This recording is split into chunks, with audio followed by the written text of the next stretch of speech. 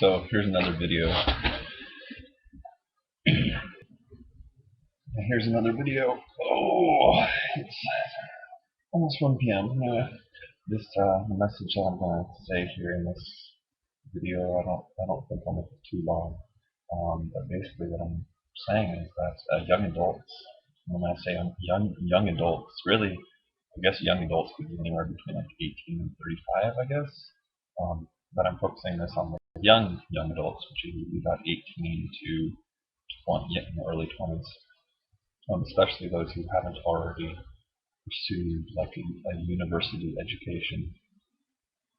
And so I guess the um, purpose of what I'd be saying here is I'm mainly talking about the message I'm saying is that young adults should study like biological sciences. Um, there's lots of good things to study, and we need people studying all sorts of things. But I'm simply saying that more young adults should study the biological sciences. And then specifically with this video, I would say that they should study the biological sciences so then they can study or conduct or contribute to or support anti-aging research.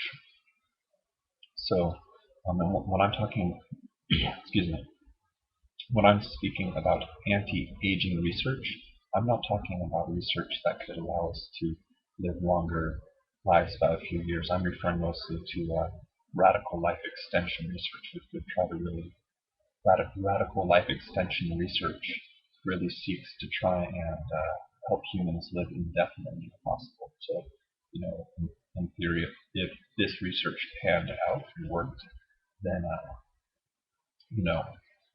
humans could live, as long as there's no significant trauma, as long as there is no significant trauma like a car crash or a plane crash or a skydiving accident, then if radical life extension, could allow humans to live for thousands of years potentially.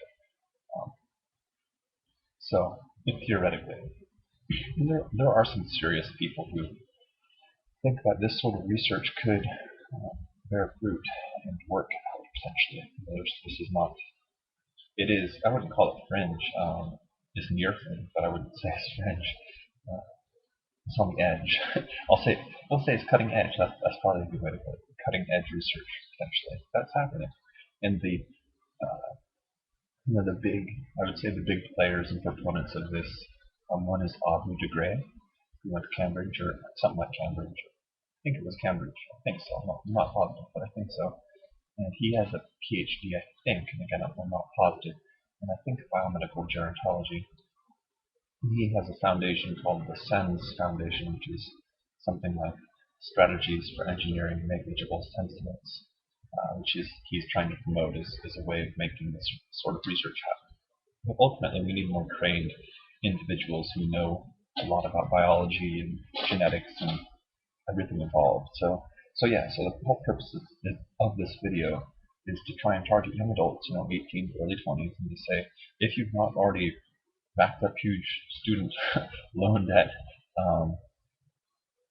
or you have money sitting there or something, then go ahead and try to study this so you can research this and hopefully make this technology work out.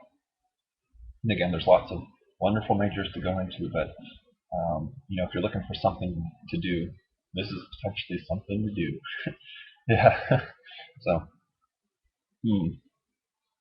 anyway, that's about all I'll say about this right now. So go ahead and subscribe to this channel. It's right about there, I think. The subscription right above this, right about there-ish. Subscribe to this channel, and then consider studying like biomedical gerontology or biology or genetics or something along these lines, so you could research this sort of potentially radical technology. That's just my encouragement for young adults. And there's lots of, you can look up.